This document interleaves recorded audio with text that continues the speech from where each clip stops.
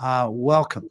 So, we are going to start chatting about something that started on Monday, which was International Women's Day, and the concept of choose to challenge. Now, it's International Women's Day, but clearly I am not a woman, and I do have a very, very famous woman with me, Dr. Tanvi Gautam, my friend and my colleague. Tanvi, how you doing? I'm doing great. I am so excited that this is giving us an excuse to hang out together, Andrew. We have somebody joining in from Europe, although I can't see who they are, but they said Europe, so I'm guessing they're joining us from Europe. Awesome, awesome. And uh, Steve says he's the most famous, unfamous speaker in America from Tampa, Florida. All right, so we Hello. have an international audience.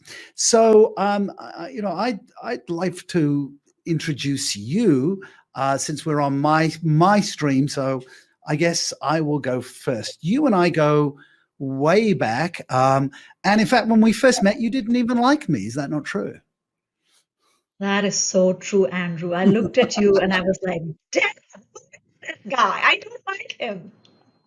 Oh, okay, so unconscious bias goes both ways with genders, right?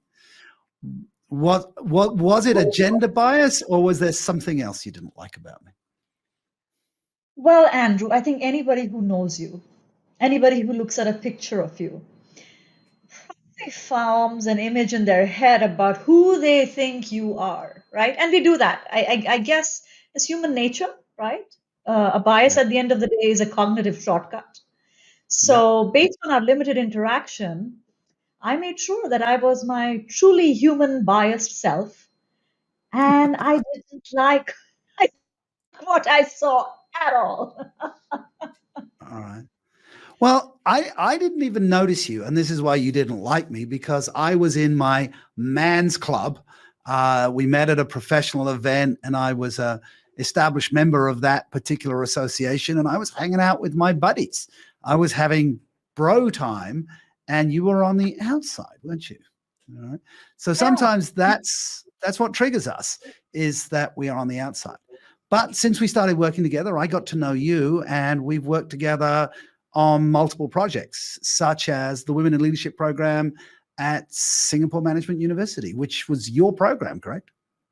That's right. So, just as I am quick to recognize my own biases, I'm also very quick to correct them, I should say, right? So, Yep. I wasn't going to give up on you just because you were locked into your rose circle, so to speak, because let's face it, you are a very well known executive coach. And when I sat down to design a program and I was thinking about, well, who are some of the people in my network whose work I respect? The question for me was I going to let my biases come in the way? Was I going to choose to challenge my own biases about somebody I knew? I see And what you that's did where, there. Choose to challenge. Yeah. So one of the things that for the audience, if you don't know Dr. Tanvi Gautam, she's best-selling author, PhD, advocate for leadership for both genders, but specifically a champion as well for women leaders. But whenever I've collaborated with Tanvi, what I love about her is her ability to challenge. I've seen her see right into the soul of an up and coming woman leader, and really see that thing that she needs to challenge in herself. And her insight is just transformational. And people, they hear this message and go, oh, wow, that's it. And I think you have a special gift for that, Tanvi. So it's always fun watching you work. I appreciate that, Andrew. And here's the thing, you can only see in others what you have in yourself. And I love the fact that, that famous saying, iron sharpens iron. I think that's the secret to our collaboration, that we are always, pushing each other. And, that perspective works so well. But I think if we are done with our mutual admiration club, we should get ourselves started on our LinkedIn Live. So it's time to challenge. And I think the first statement to challenge, and I don't know whether you want to challenge me or I should challenge on you, but I think the first challenge is that classic statement, women are more emotional. So Are women more emotional? Do you want to take the challenge or do you want to challenge me? This is worth challenging. This is so worth challenging. All those of you who are listening to us live, I'm so curious. What comes up for you when you hear the statement, women are more emotional than men? Because let's face it, this is a very common statement that flies around in conversations around gender and leadership, right? Oh, she's so emotional. Or worse, if you're in a meeting and you have this strong opinion on something and people say, don't be so emotional, right? Has anyone maybe said that to you, or you've kind of seen someone say it to you? Have you ever said some to someone, Andrew? I'm trying to look for comments right No. Look, in my experience, I really think it's an individual thing. I mean, I think we're all, as human beings, we're both logical and we're emotional. I mean, it's the nature of the way we're wired, right? We have emotions and some are strong emotions. But during the pandemic last year, I was coaching male leaders who were curled up rather on the floor, sucking their thumbs because everything had gone pear shaped. And at the same time, I was coaching women leaders who were leaning in and concerned about their people, articulating their message. And it would be very dangerous to go political here so early in a live, because anytime we mention a political figure, obviously there's going to be people that see both sides. But we saw a lot of strength from Jacinda Ardern in terms of her ability to communicate a clear message. Um, and so we saw around the world other times men being emotional. So I don't think that this is a gender issue. And I think if people have a bias that one gender is more emotional than the other, it's wrong. And the absence of emotion doesn't really help us very much. Sometimes we need to get emotional. How many times do I have to tell people, or ask people, what do you really feel about this? Because that is the human experience. So if, as some people say, well, why do we even need a Women's Day? Well, one day we won't need one because the biases will be gone, maybe. But in the meantime, let's blow this up as an absolute BS. And BS in this case stands for belief system, that this is just a belief system. It's rubbish. There is no evidence that women are more emotional in a negative sense than men. Maybe now? they are more empathetic in certain situations than men, but I know men that are empathetic and women that are not. So I don't think it's a bias. I don't think it's gender.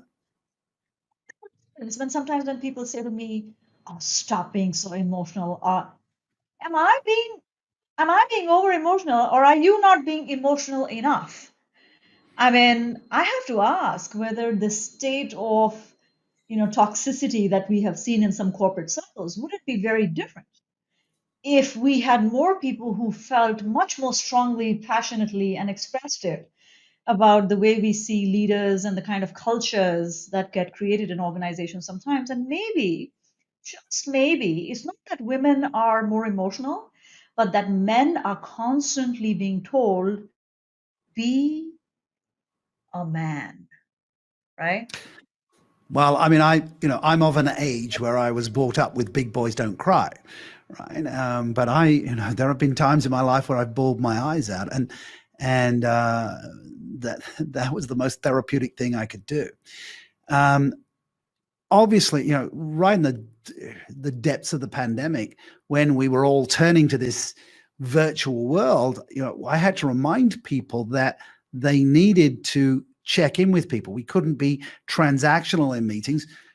We needed to find out and what is the emotion of the people on the other side of the camera, or have got their cameras switched off because they daren't show us their home situation.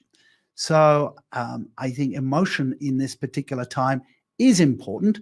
So if women are more emotional, then perhaps they have an advantage. Mm, I agree. Isn't it beautiful the way we have arrived at this idea that, you know, it's part of it is social conditioning about, what men are allowed to express, what men are not allowed to express, how women perceived if they express emotion, and why it is important to express emotion in the workplace. The interesting thing is this, Andrew.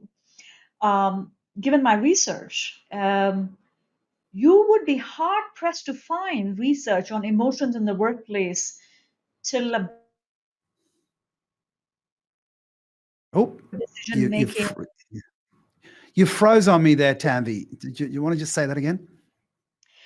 Am I back? Talking about the You're back. research You're and back. yeah, the Mm. research around the fact that we didn't study emotions in the workplace because we used to believe that emotions interfere with decision making, and that we want to be the rational economic man, so to speak.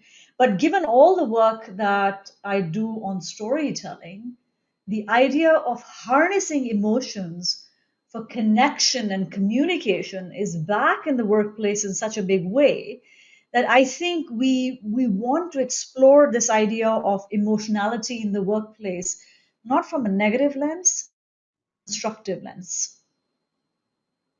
Very good.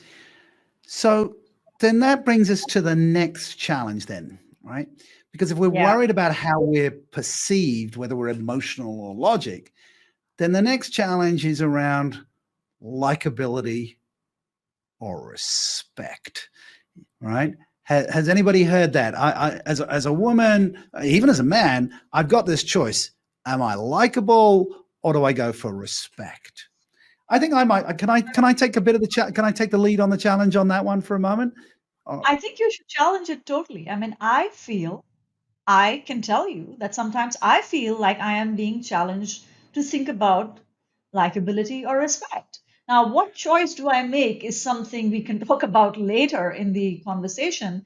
But I'm curious to know. I mean, if someone comes to you and they are struggling with this idea, how would you challenge them? well, let me start with a story because as you and I are both storytellers, I think it's a good story. And it's a fresh story because it happened this morning. I have a group coaching call on a Thursday morning. And at the moment, the group is all men. In fact, they're all men from tech in the United States. But I had a call during the week from one of my graduates of this program for last year. And she said, I've got that job we were preparing for. I'm going for the big interview. I need to refresh the material. I said, well, why don't you jump on the group call and we'll see how you're going. So she jumped on the group call and I put her straight in the hot seat as if I was interviewing her. And to see how much she had remembered and how much executive presence she was projecting, and she did really well. And then a member of the group talked about bias, gender, ethnicity, etc. And she came up with a beautiful answer. And and she said, having worked through my self-esteem, my self-confidence, I now realize that, I walk in a room, yes, I'm going to be potentially judged as a woman of Indian origin, and possibly even some ageism. Am I old enough to have the expertise? But what I have now done is let all of that go. And I just focus on what is my value, what is the information that I have, and how do I connect that value to the audience, which is something that she and I worked on last year. And it was just beautiful to hear her completely embodied that. She knows that bias is going to exist, but she's not going to pay any attention to it. So the challenge here, it's not a question of likability or respect. It's a question of authenticity. Do you know who you are? Do you know what your value proposition is? Can you communicate that value proposition? And then what other people think about you is none of your business. If you do all of the right things, the right people are going to like you and respect you. But if you spend all your time focusing on, am I getting their respect or am I getting their likability, you're going to fall on your face because it's too much to worry about. So that's my challenge to that. What do you think, Tanvi? You agree or disagree? Well, I do agree. I want to go a little bit deeper into this because even if we decide not to care, right, and we are able to convey our value proposition, at the end of the day we are being perceived through filters and lenses of other individuals who are constantly grading us based on likability and respectability, right? So it's that old one which we talk about so often, that if a man is being assertive, he's seen as respectable and likable, and then if a woman is being seen as assertive, she's not respected at all because she's breaking out of the template of what is considered to be the female affirming, nurturing, give space, hold space model. So I may not care about it, but others do. And so, how do I cross the bridge from I don't care, but others do? Is there a level of sensitivity that we should be approaching this with, which allows us to honor ourselves as well as the other person? I think it's paradoxical. One of the things that I have clearly experienced in coaching people into senior leadership positions over the years is if that you seek validation, you won't get it. It's almost the point when you don't need the validation anymore, that's when you get it. Have you experienced that? Right? If we're Yeah. needy for the validation, so if we're needy to be liked and if we're needy to be respected, we get neither. Now, I understand that the nuance that you have is about reputation management. I know that people will judge me. And we started this with me jokingly say, you didn't like me. And I'm aware of my physiology that I look a bit like a nightclub bouncer, right? I'm follically challenged and I'm a big guy.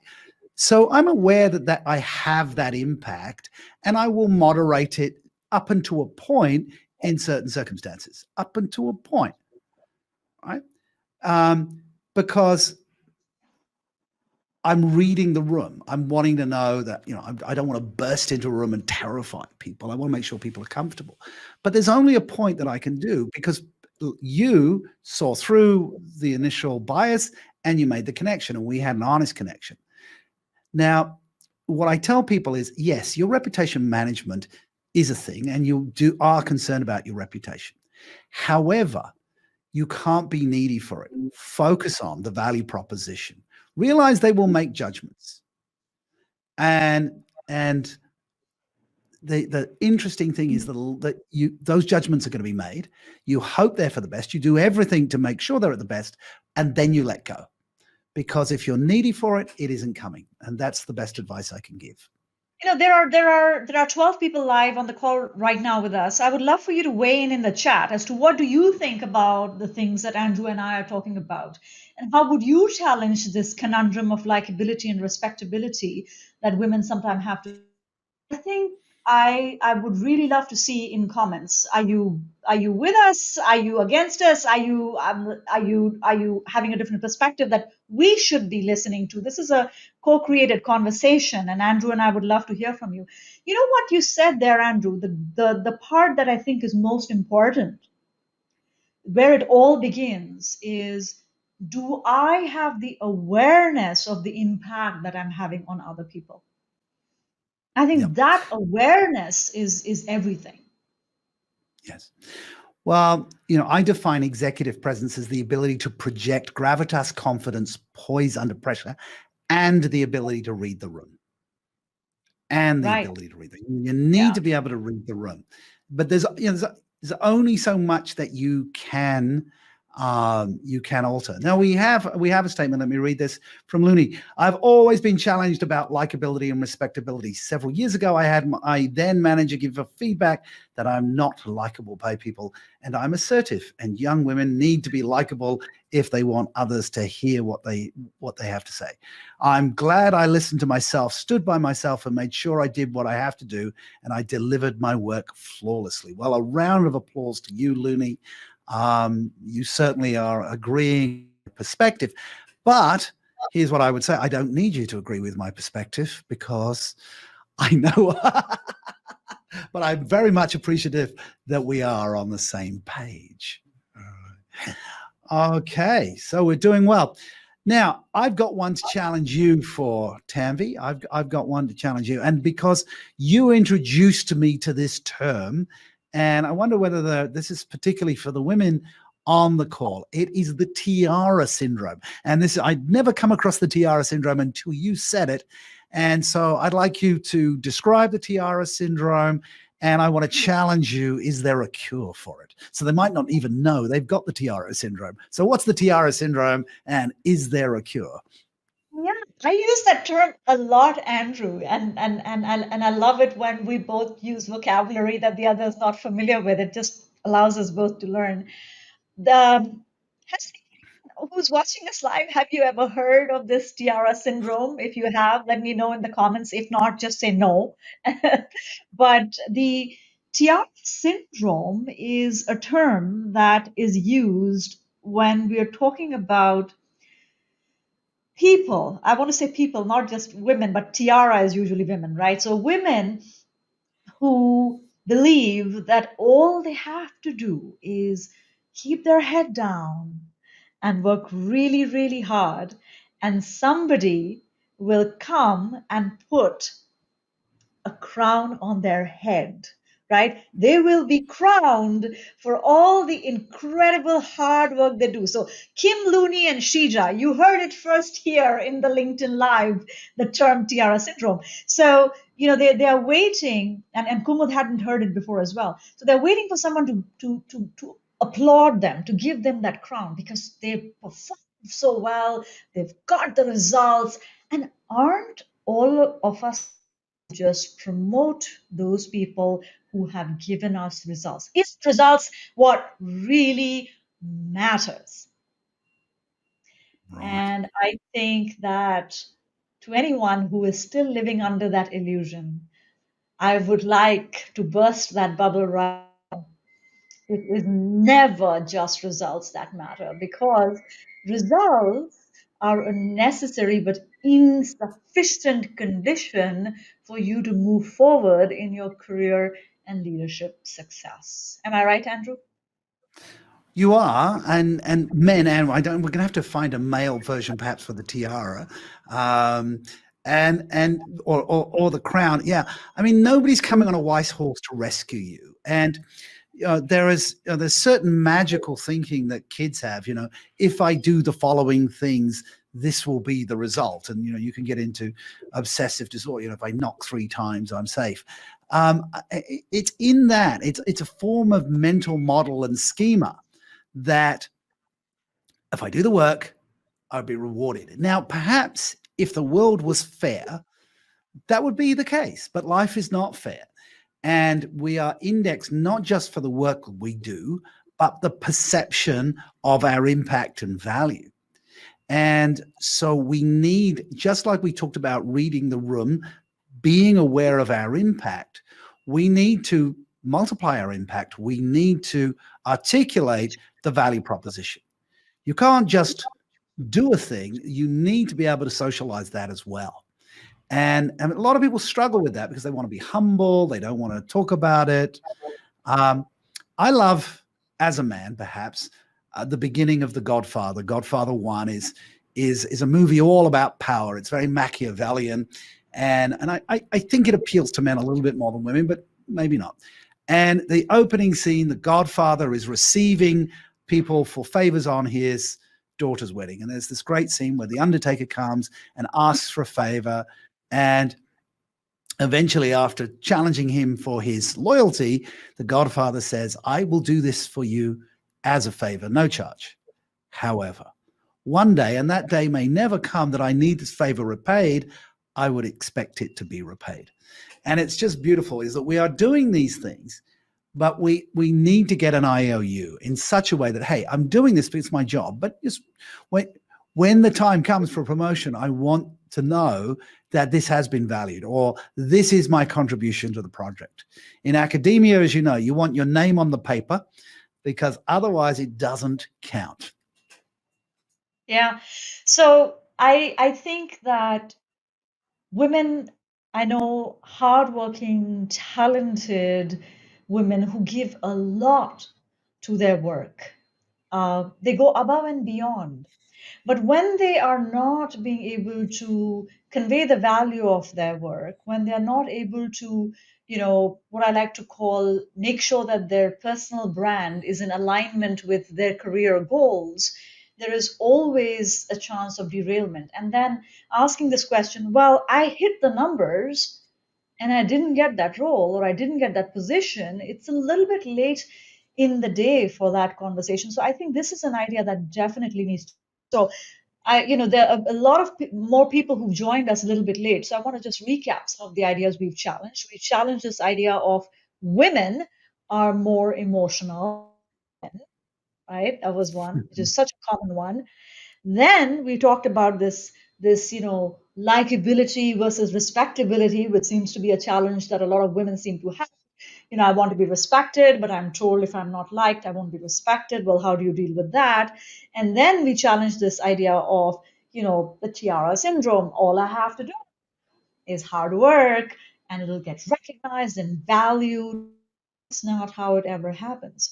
So here's the one I want you to challenge, Andrew. And by the way, all the 15 of you who are on the call, LinkedIn Live right now, if there's a statement you want us to challenge together, make sure you comments, because if we have time, we'll definitely come to it. I think we should challenge a Yep. few things together. That's what this International Women's Day theme is all about. So, Andrew, let's talk about challenging this idea of which I find is very, very common. It doesn't matter if it's women, the younger women or the men or the senior women, or even senior women. Some of the ones who I coach who are straight headed into the boardroom, I am shocked and surprised and dismayed, if I might say, at this obsession with perfectionism. Yep. What do you have to say to that? Well, I think perfectionism is poison. Um, and I really need to say it that strongly because I see it poison so much. One of my Silicon Valley clients has put together some leadership principles, and you might know that Amazon has 14 leadership principles, and they borrowed this one a bit from Amazon, which is progress over perfection. Is we need to focus on the delta. Are we moving things forwards? Because perfectionism is terrifying, and women seem to, more than men, and there's been research in this field and about this, that women tend to feel that unless it's perfect, they are not perfect. Unless it's perfect, they are not valuable. And yet men are much happier with, are we moving the ball towards the end zone? It doesn't have to be a perfect pass, but did it move forwards? Now, again, massive gender generalizations there. And I know I could be challenged on those. But here's what I want to do about perfectionism. And because perfectionism overdone can lead to pessimism, right? Is seeing everything badly. And I was doing a coaching session with a senior female leader just this week. And I could see that because she was pushing everything to perfection, she was grading everything as not good enough. And so there was a generalization. And I said, look, what I want you to do is create a continuum, right? With 10 being Pollyanna optimism, everything's going to turn out fine, and one is everything's terrible, everything's going to hell. Where's your current set point? Where are you looking at things? And she was at a 2.5 and a 3. So she was never going to, so if she did all the work on it, it was never going to be a 10. I said, well, you got to step off that scale, move up and try a different lens, try framing it different. And this is my challenge around perfectionism. It is out there. And I think it's great to do fantastic work. It's great to have detail. But the higher you go up an organization, the broader spectrum you're going to have, the faster things are going to change, the more ambiguous things are going to be, and you'll never get it perfect.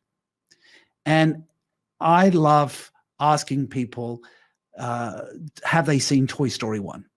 And I ask, if you saw Toy Story 1, are you Woody or Buzz?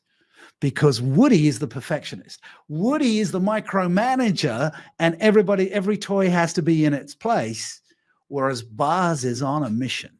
All right. And Buzz, all right, says he can fly. And Woody says, no, you can't. He jumps off the end of the bed, spins around the fan and on the Hot Wheels set and lands back on the bed. And Woody says, that's not flying, that's falling with style. And honestly, particularly as you go higher in an organization, I think you're just going to be falling with style. So it's not going to be perfect. All right. But be Buzz on a mission. That's my view on that one. To infinity and beyond. To infinity and beyond. That's the mission. All right. You know, here's the thing. I heard Brené Brown once say this, and I love. If you haven't discovered Brené Brown to anybody's call, I think you should.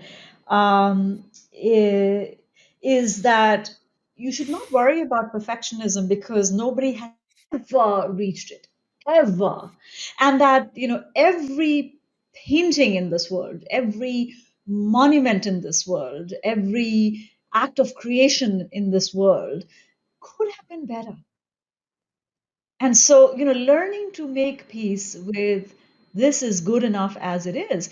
And so here's an interesting issue that has been raised on the chat about, are women more bothered about perfectionism because society expects that of them?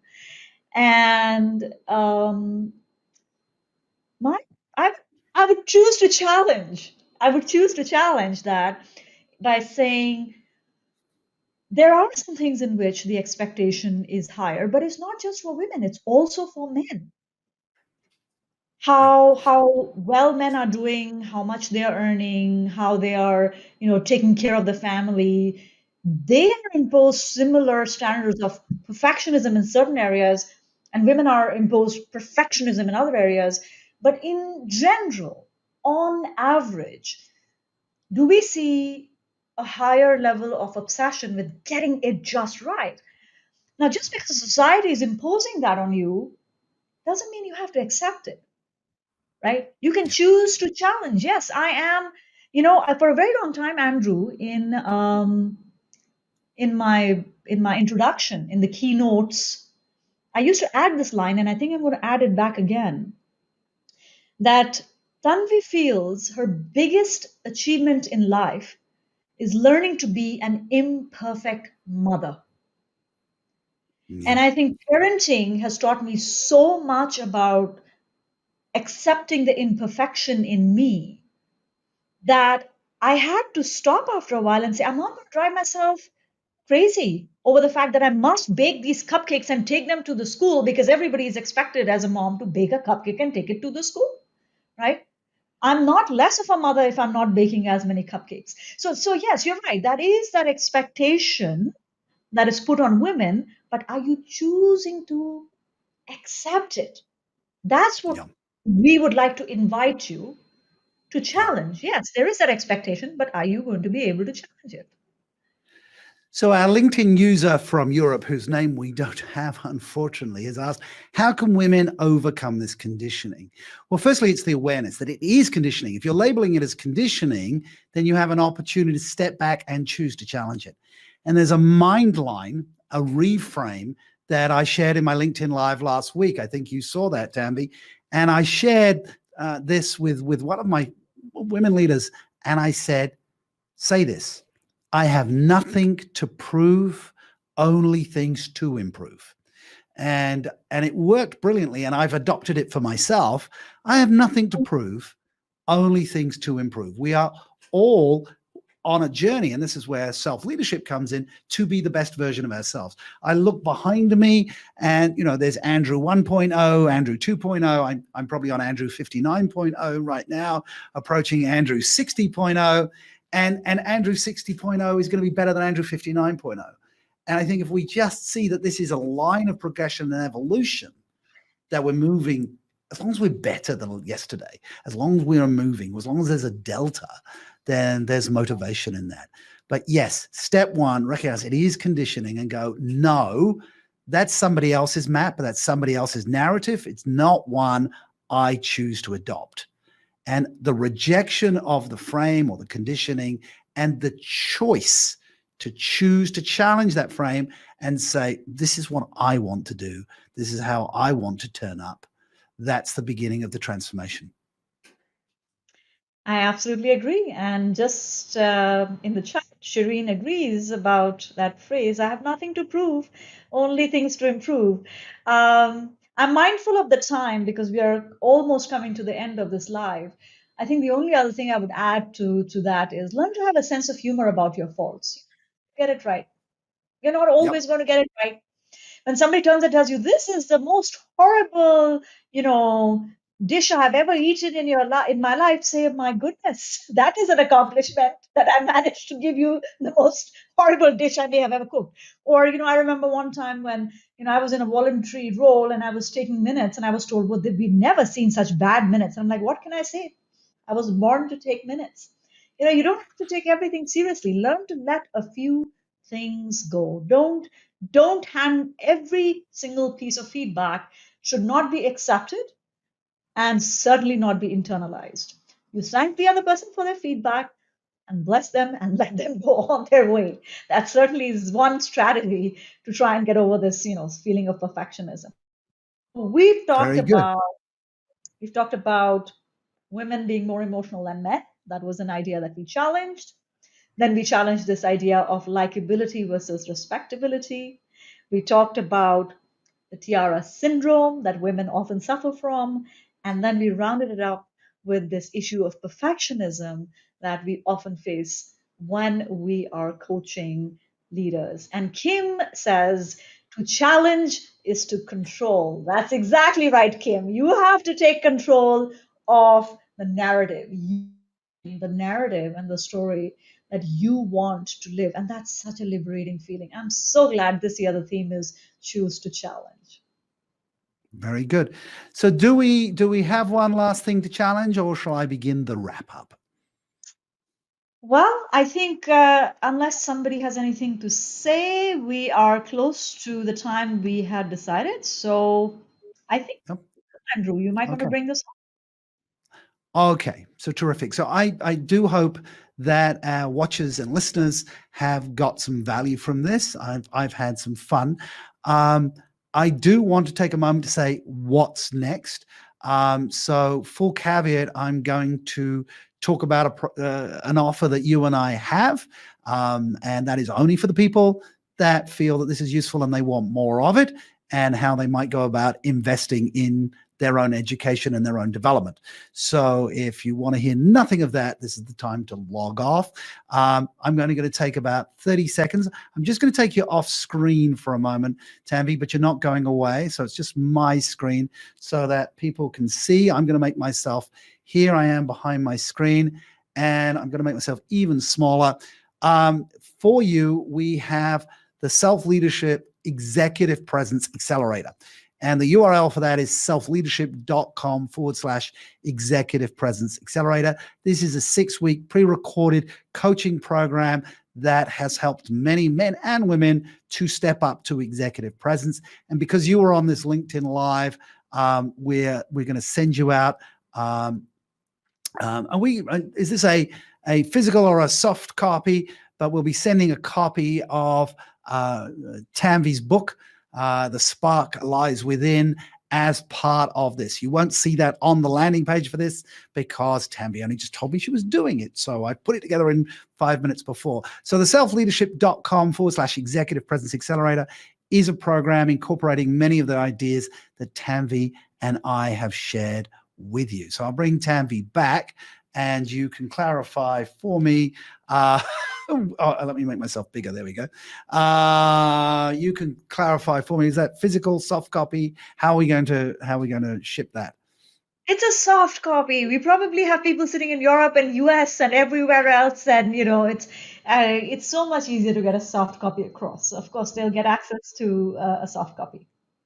Super. So selfleadership.com/. All right, Executive Presence Accelerator. And if you have a challenge with that, just message me on LinkedIn and I'll probably put the hyperlink in the, actually, I could put the hyperlink in the chat. Oh, I can't I'll put the hyperlink in the chat box afterwards. That's for anybody there. I thank you for being with us today. I hope this has given you the courage to have the choice to challenge. I am absolutely humbled to be the son of a mother, to be the brother to sisters, and to be the father of daughters. And I am super happy to have great female friends like yourself, Tanvi, in my life to challenge me, because what I find is strong women make men better men. That is my experience. So I always surround myself with strong women because it challenges me to be the best version of me. So thank you very much, Tanvi, and over to you to bring us home. Well, thank you, Andrew. I really enjoyed it. I always enjoy all the perspectives you bring, and just like strong men, strong women help men become stronger. It's just quite the other way as well. And I think ultimately what we are looking for is partnership, because the society we live in, the corporate world we work in, brings its biases and its assumptions, and puts it on men as much as it puts it on women. And unless we are there to challenge both together, it's not going to happen. So anyway, all of you who are here, Kim, Angela, Tulsi, Looney, Shireen, and Shub, and all of the others who joined us in and out, Steve, thank you for joining us. If you would like for us to do more LinkedIn lives together on other topics, please connect with Andrew or myself over LinkedIn and let us know what your suggestions are. Who knows? We might make this like a Thursday night spy for love. I always love hanging out with you. I just Like we've got nothing else to do, right? All right, but I'm happy to have shared values. So it's a good morning or good night to wherever you are. Lunchtime for people in Europe. It's a pleasure. All right, stay safe and keep challenging and keep choosing.